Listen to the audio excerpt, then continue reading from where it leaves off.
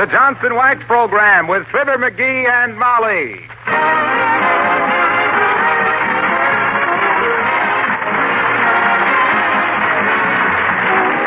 The makers of Johnson's Wax and Johnson's Self-Polishing Glow Coat present Fibber McGee and Molly, written by Don Quinn, with songs by Martha Tilton and the King's Men, and music by Billy Mills. The show opens with Who Cares?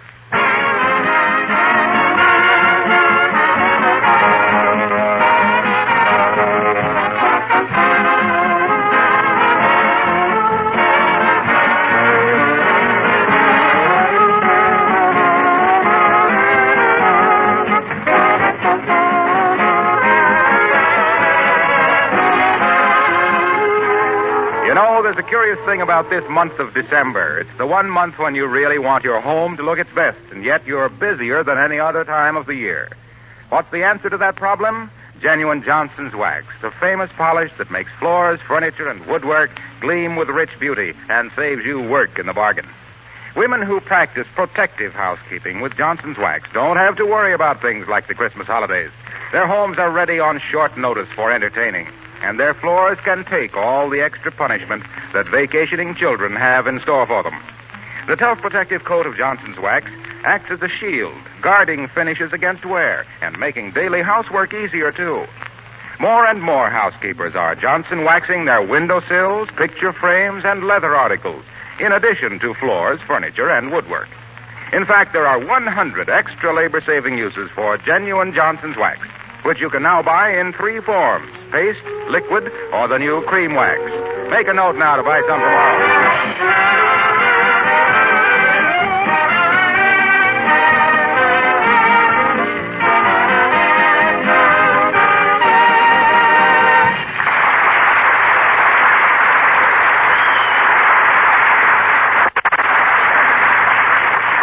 Sometimes we wonder if moving pictures are a good influence on growing men. Or maybe our hero is just too impressionable. Anyway, ever since he saw Mr. Ronald Colman a few nights ago, he has developed a British accent and started a mustache. If you could call that pathetic little growth on his upper lip a mustache. For further details, we refer you to Fibber McGee and Molly.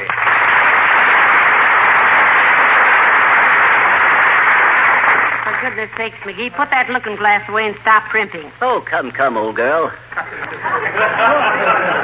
And a chap tried to put in a decent appearance without... McGee, please. Huh? Please, dearie, drop that phony English accent. You sound like a stock company juvenile. With adenoids. Stock company juvenile. Oh, I say, that's jolly good, really. Oh, I give up. I'll go over to Mrs. Stoops for a while. Oh, Molly, just because I'm trying to improve myself. You think that mustache improved, Jenny? Frankly, I do, Molly. Oh, not that I expect to look as good as Ronald Colman, though I am better built. Not better, dearie. Hmm? You're just a little more buxom in the belt. Well, anyway, this mustache is going to change my whole personality. Don't you think it gives me a kind of a air? No, but that stuff you're putting on it does. What on earth is that? Oh, this lotion? Oh, that's a recipe the old-timer gave me. Says it's marvelous for mustaches. Been in his family for generations. Well, it smells like it. Hmm? Why don't they mix up a fresh batch? Okay.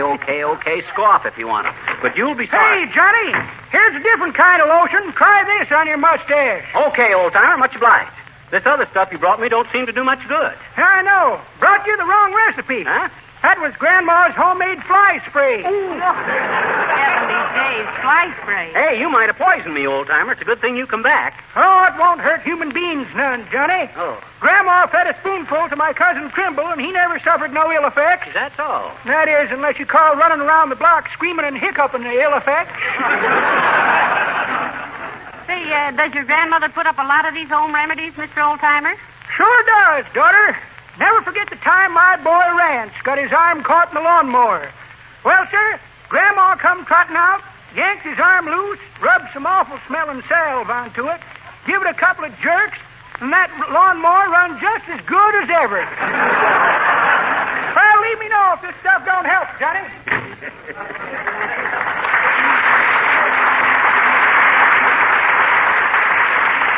Well, he's taking quite an interest in your mustache, dearie. Yeah, he says his whole family is affected that way. You know, his great-grandmother got scared by a bicycle at the St. Louis Exposition, and believe it or not, Molly, when his father grew up, he had handlebar mustaches. Oh, my, isn't heredity interesting? Now, if you'll excuse me, I've got a mince pie in the oven. Oh, dear, I wonder who that is. Oh, whoever it is, now, don't say anything about my mustache, Molly. Let's see if they notice it. Well, can't I just point and snicker a little? No, please, Miss Molly. Come in. Good day, my dear. Hello there, McGee. Oh, hello, Mr. Mayor. Hi, Latrivia. What's cooking? McGee, if there's anything I deplore, it is the idiotic custom of opening a conversation with such senseless questions as what's cooking, how's everything, and what do you know. They are meaningless and unanswerable. It is silly, ain't it? I never thought of it that way before. Did you, Molly? Well, frequently, as you must know. Oh. But if you'll excuse me, Mr. Mayor, I've got to run out in the kitchen a minute. Certainly, Mrs. McGee. And I must say something smells delicious. What's cooking?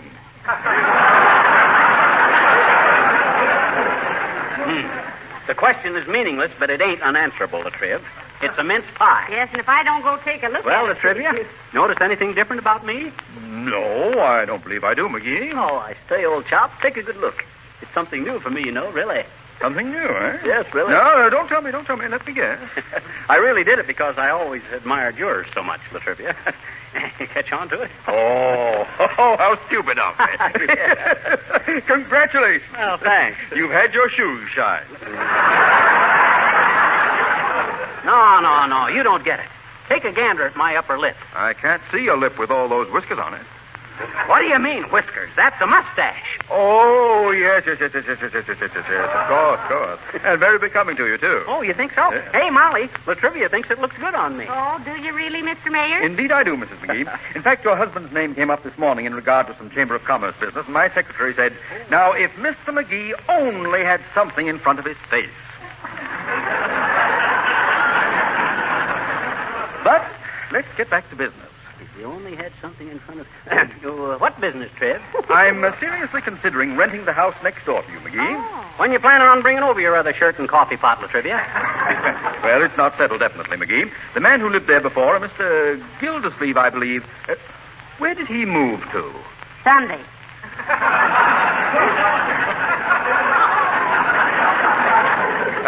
Yes. Well, he told me he had quite some trouble with his next-door neighbors. Now, tell me, who lives on the other side of that house? You mean you don't know? Know what, Mrs. McGee? The house on the other side of that house, Latrivia, ain't a house. It's a vacant lot. Oh, then he must have meant that... Yeah. Oh. Oh, I don't believe it. Quite.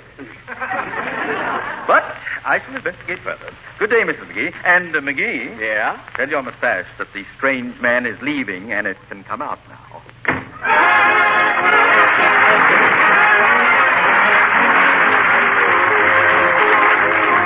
Martha Tilton sings Kiss the Boys Goodbye.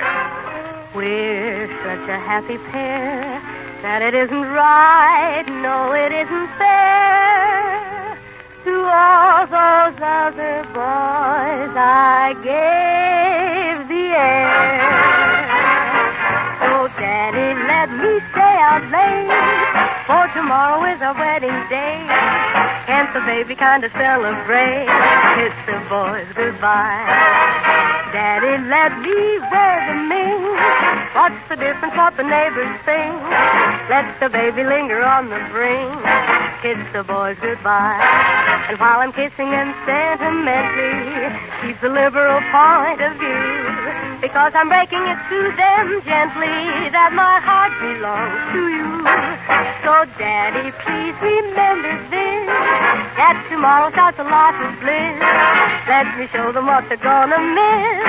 Kiss the boys goodbye. Be reasonable, Daddy. Give me one more night to play.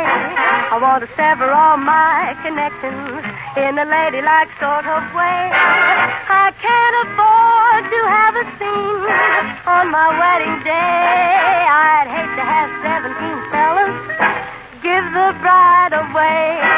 So, Daddy, please remember this, that tomorrow starts a life of bliss. Let me show them what they're gonna miss. Kiss the boys goodbye. Goodbye. Goodbye. gonna change her name. Goodbye. This crime is scandalous. Goodbye. What will become of us? Let me show you what you're gonna miss. Kiss that boy goodbye.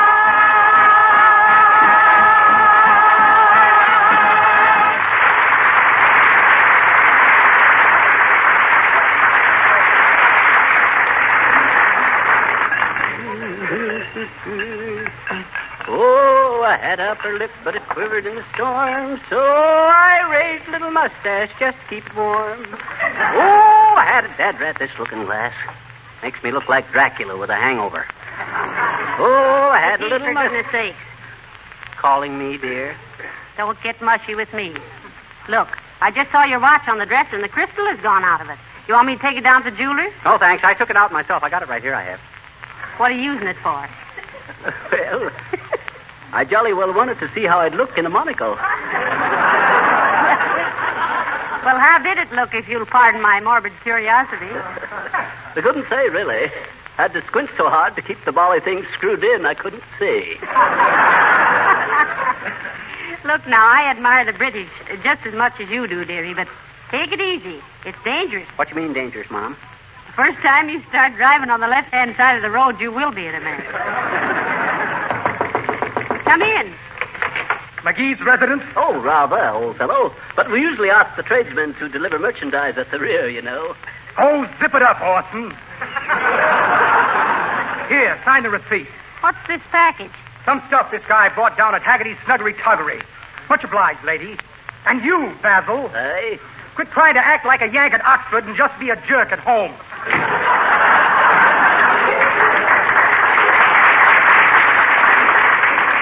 Zip it up, Basil. Why, that fresh mug. Well, say, what have you been buying down at Haggerty's Snuggery Tuggery? Oh, I thought I might as well go all the way, Molly, as long as I'm improving my appearance. I got a black Homburg hat and a pair of yellow gloves and some spats and a walking stick. Well, heavenly days. Yeah. What is the world coming to? And when? Oh, I'll admit the walking stick might be a touch too much, but you can't. Oh, no. Huh? No, it isn't, McGee. If you wear the spats and yellow gloves, you'll need to carry a stick. And maybe some brass knuckles. Well, let's see if they sent my godpers in with this package. Oh, Dad, rat it. They forgot something. Oh, I say, dear boy, what did the chappies forget? Your shooting jacket for formal crap games? Nah, them stupid goons forgot to put in my purple velvet smoking jacket. Will your lordship excuse me if I sit down a moment? I'm a little overwhelmed. Oh, don't be like that, Molly. Don't you want your husband to be well-groomed? Don't you want me to look smooth? Oh, you'll be smooth, all right. You wear those spats and yellow gloves, and somebody will polish you off. But say, tell me, did you only get one smoking jacket? Sure. You think I need two? Well, won't you need a longer one? For when you smoke king-size cigarettes? For goodness sake, stop looking at yourself in the mirror. Hello, folks. What's cooking? Hello, Mr. Wilcox. I say, old chap, is it necessary to use such weird expressions as what's cooking, how's everything, and what do you know? Really, they're rather senseless and unanswerable, you know. Oh, quite. Say what? Say, what goes on here anyway? Is he on the level, Molly? Well, he thinks he's on the level, but it's uphill work. Won't you step in and have a spot of tea, old chap? I say, be a good girl and put the kettle on, old thing. We're not having any tea, and don't call me an old thing. How about a slug of root beer or something, Mr. Wilcox? No, thanks, but I'd still like to know what this is all about. Well, I tell you, he saw Ronald Coleman in a picture the other night, and he's been like this ever since. I only hope they don't revive King Kong. I've had enough of this monkey business. Well, hey, look, Fibber. McGee, Mr. Wilcox is speaking to you. Turn around. I can see him. I'm looking in the mirror, ain't I? Hey, Harlow, you see anything different about me? No, except your face is dirty. You've got a smudge on your upper lip there. That ain't a smudge. It's a mustache. Gee, is it? I bet Mr. Wilcox was never so foolish as to try and raise a mustache. Well, you'd lose that bet, Molly. I tried to raise one once, but I had to give it up. I got a nasty suspicion, folks, that this is leading into something. I can't get out of it now. Why did you give it up, Mr. Wilcox? Well, it interfered with business. Every time I started to demonstrate Johnson's self-polishing glow coat and how it keeps linoleum spotless and sparkling with a minimum of time and effort, no rubbing or buffing. Yes. You just pour a little out, spread it on, and wait for it to dry to a gorgeous mirror-like finish, and it restores the beauty of the pattern and gives housewives hours of extra leisure. And don't accept any substitutes and get some from your nearest dealer today. We know. Now, what about your mustache? Yes, how did it interfere with your business, Mr. Wilcox? Well, I'll tell you. I'd no sooner get through telling people how spotless it made their linoleum than I'd look down and see that black smudge. Every time I looked down, there it was. It made me nervous, so I shaved it off. Oh, that's it. I feel like Uncle Dennis trying to pass Joe's Tavern. I walked right into it. Did you bring me that book, Harlow? Oh, yes. Here. No hurry about returning it, pal. Keep it as long as you like. Well, so long. So long, Harlow. What's the book, dearie? It's an English book. How to Play Cricket. How to play with a cricket. Oh, no, you don't, maybe. I won't have one in the house. But, Molly, it's just a game. I don't care if it is. In the first place, they're too noisy. Tweet, tweet, tweet all night long. No, sir, if you want... Molly, this cricket ain't an insect. I know an insect when I see one. This is like baseball, only the difference is... That's even worse. A man of your age playing baseball with a cricket. Heavenly days, McGee. First an English accent, and then mustache and a monocle, and now you play games with bugs. Oh. What's gotten into you? Hey, Molly. What? You ever go to a quilting bee? Yes, I have. You ever get stung? Don't be silly. It wasn't a real bee. Well, cricket ain't a real cricket either. That's the English name for baseball. All right, dearie, all right. I give up. Go out and play golf with the grasshoppers if you like. I won't... Play ball. Come in. Oh, hi, sis. Hi, mister. Hiya. Do you want to send any messages to Santa Claus? My mama's taking me down to Bontown Department Store tonight. Oh, she is, huh? I said she is, eh? Yes, what? Your mama's going to take you down to see Santa Claus. I know her. You want me to tell him anything for you? Oh, I don't know, sis. What's the procedure? How do you go about it? On the streetcar. I mean, what is the modus operandi? The gimmick? Oh, you mean how do you tell Santa Claus what you want, That roughly was the thought I was trying to convey, sis. Oh.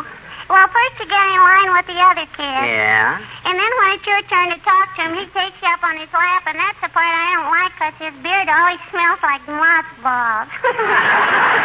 Well, you got to overlook that, sis. They say the moths are terrible at the North Pole. Now, then what happens? I don't know. I've never been there. I don't mean at the North Pole. I mean with Santa Claus. Oh. Yeah. Well, then you tell him everything you want, and there's a lady standing there, and she writes it all down and asks you what your papa's name is and has you got a charge account. Oh, yeah. Yes. That's Santa Claus's secretary.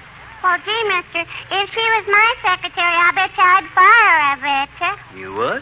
Sure. Why? Well, last year, when I was talking to Santa Claus, you know what she said to him? What'd she say? She said, "Speak up, you big dope. How can I write this down if you keep mumbling in your beer?" Oh. Gee, is there any way to talk to Santa Claus? I asked you. Well, I should say not. I guess he didn't hear her say it, because if it's the same girl I saw there last year, she had some very well-filled stockings. McGee. And see...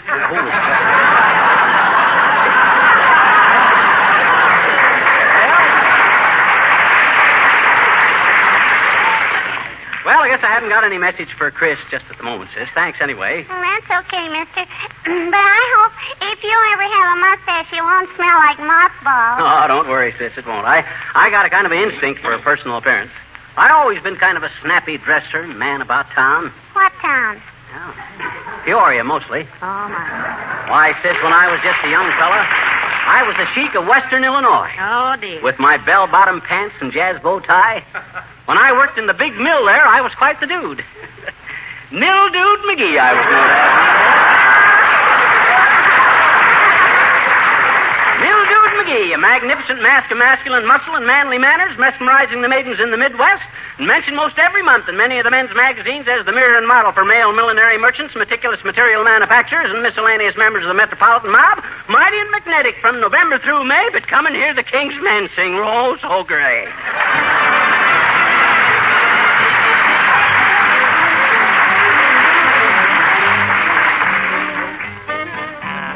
Rosie, Rosie, Rosie O'Day, she is the prettiest thing. Under her window from miles away,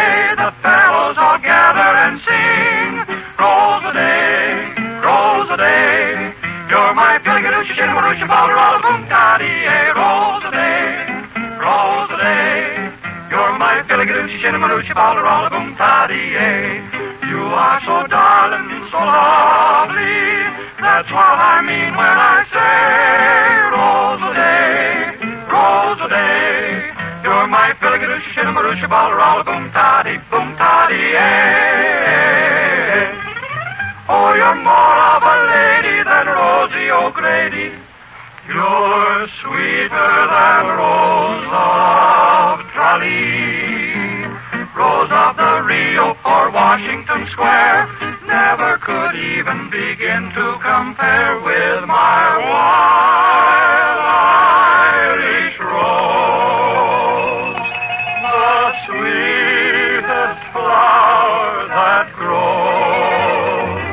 I'll never betray my Rosie O'Day. She's my Pilligadoochie, Shinnamaroochie, Balderalla, ta-dee-ay, Rose-a-day, Rose-a-day. You're my Pilligadoochie, Shinnamaroochie, Balderalla, boom, ta-dee-ay. Colleen, my darling, I love you. That's what I mean when I say Rose-a-day, Rose-a-day. You're my Pilligadoochie, Shinnamaroochie, Balderalla, boom, ta-dee, boom, ta-dee, boom, ta-dee, boom, ta-dee-ay. Rosie O'Day.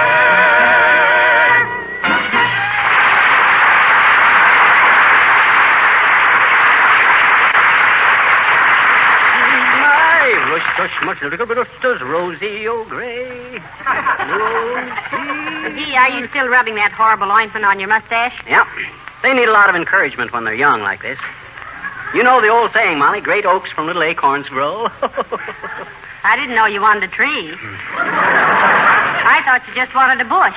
And goodness knows you've been getting enough raspberries to start one. Oh, well, don't let it get you down, old girl. Chin up, pip, pip, pip, carry on and all of that.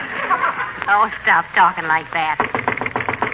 I hope that's the guy from Haggerty's Snuggery Toggery with my velvet smoking jacket. Come in, Haggerty. Oh, how do you do, Mrs. Uppington? Come in, dear. Oh. How do you do, Mrs. McGee? I just stopped into I'm so sorry. I don't believe I've met this gentleman. Hot dog, you hear that, Molly?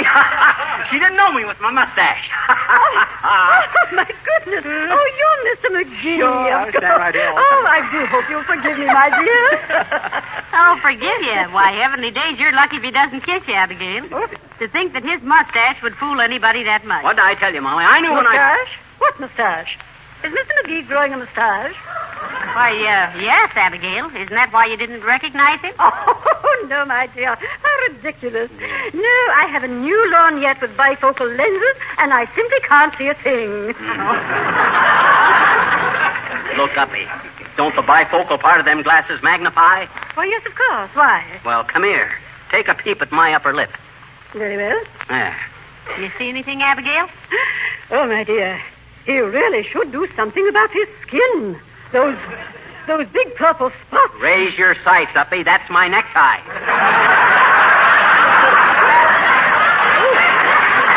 Oh, may, of course. How stupid of me, wasn't it? Yes, it certainly was. McGee. Well, what can we do for you, Abigail? Or is this a social call? No, Mr. McGee. I am a committee of one from our ladies' club to inspect some of the city parks. And I thought you might care to go along. We have information from a very high source that parts of them are to be sold for parking lots. Oh, well, come down off your high source and tell us about it, Uppy. Now, please, Mr. McGee, this is not a subject for levity. Well, what's so serious about it, Abigail? It's city property, and they can sell it for parking if they want to. My dear, have you no thought for our little wild creatures? You mean them parking lot attendants? Oh. Mr. McGee, you're impossible. You and your little gray mustache. My mustache ain't gray. It will be by the time it's a mustache.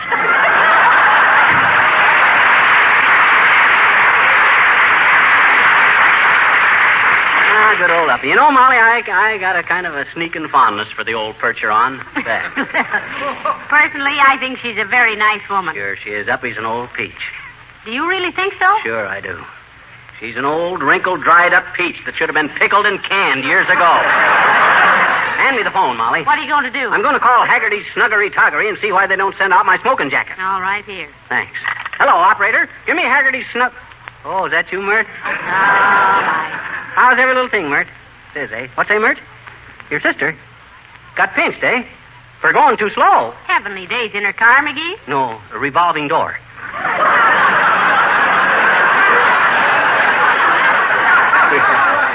What's say, Mert? Okay, I'll call him later. Goodbye. Say, you know, one of these days you're going to get your number right off and won't have time for one of those things. That'll be too bad. I'd hate to take a poll on it.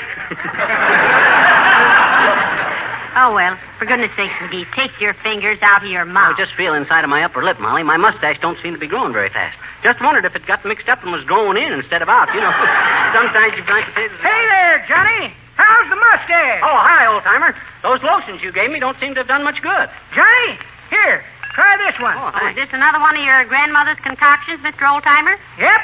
And Grandma swears by this one. Oh. Fact is, she swears so loud by this one, we have to send the kids up to bed. That's pretty good, old-timer. Yes, but that ain't the way I heard it. The way I heard it, one feller says to t'other feller, says, see where an aviator flew from Denver to New York in less than 12 hours. Is that so, says t'other feller. Must have been in a hurry. Have a wife in New York? No, says the first feller. In Denver. Well, try this stuff on your mustache, Johnny, and let me know what happens. Okay, but I'm getting kind of discouraged. The more stuff I put on, the less it seems to grow. Grow? Why, yes, why not? Oh, my goodness, and I've been giving him stuff to make it go away.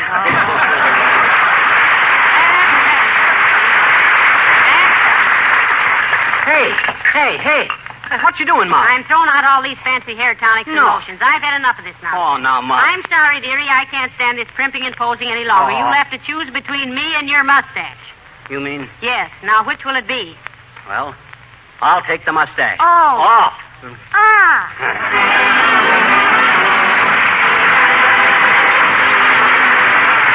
Do you know what I've been doing today? Well, I've been just an old inquiring reporter, asking women here and there a few questions about my favorite product, Johnson's Glow Coat, the easy-to-use floor polish. What do you like best about Glow Coat, I asked them. And do you know, I got a lot of different answers, but they all add up to the same thing. Glow Coat is an all-around product. It has so many good points that it pleases everybody. One woman said, I like the lasting luster Glow Coat gives my linoleum floor. Another talked about the uniform film that doesn't chip or wear off unevenly. Someone else said she liked its quick drying and ease of application. And, of course, everybody sang the praises of Glow Coat for the way it saves work. It needs no rubbing or buffing. Now, I knew all these good things about Glow Coat, but still it did me good to hear these women so enthusiastic. And I'd like to pass that enthusiasm along to any of you who haven't tried Johnson's self-polishing Glow Coat on your linoleum floors. And one final word. Remember, there's only one Johnson's self-polishing Glow Coat. Why you were trying to raise a mustache, dearie? Oh, it's a kind of old family tradition, Molly. Ever see our family album? All my ancestors had beards down to here. Oh, no razors? No chins. Good night. Good night, all.